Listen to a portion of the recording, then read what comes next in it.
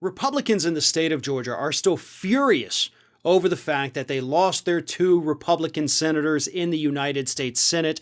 They're still mad about the 2018 election, where Governor Brian Kemp could only win because he was Secretary of the State and got to purge a lot of voters from the voting rolls. So they understand, these Republicans do, that their time in power in Georgia is very limited now.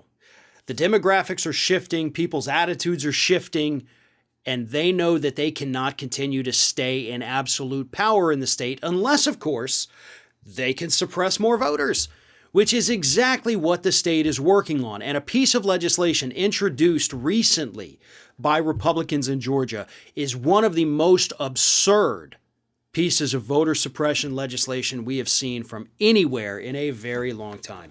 Here is just a highlight of a couple of the issues in here. It would add a voter ID requirement for absentee ballots. It would limit the number and locations of early voting drop-off boxes. It would reduce early voting days during the weekends prior to an election, including allowing just one Sunday to vote early. And of course, it would make it a misdemeanor for anyone to hand out food and drinks to people stuck in long voting lines.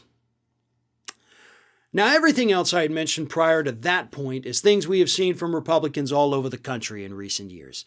The voter ID, now they want to stick it onto absentee ballots. Not quite sure how that's going to work because it's an absentee ballot, so who are you going to show the ID to? Do you have to actually mail your ID back with the ballot and they're going to send it back? Do you have to photocopy it?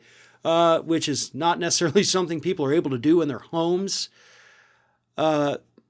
Moving voting boxes. Yep, we saw that in 2020. Limiting the hours of early voting. Yep, we've seen that for years and years. But it is truly disgusting that they would say, if you go out and you see a long voting line and you give this person water who is standing out there in the Georgia heat, because yeah, if you've ever been to the South in November, it's kind of still summer sometimes. So yes, these people would need refreshments. And also you're talking about long lines that typically happen in precincts where they have predominantly minority majorities.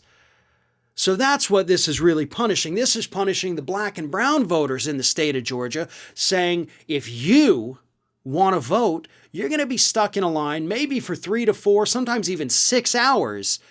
And if somebody hands you a bottle of water, if they hand you a cup of lemonade, that's a misdemeanor. We're going to fine them because we don't want you staying in line. We want you to get to the point where you're too hungry to vote, where you're too thirsty to stay out there in the Georgia sun.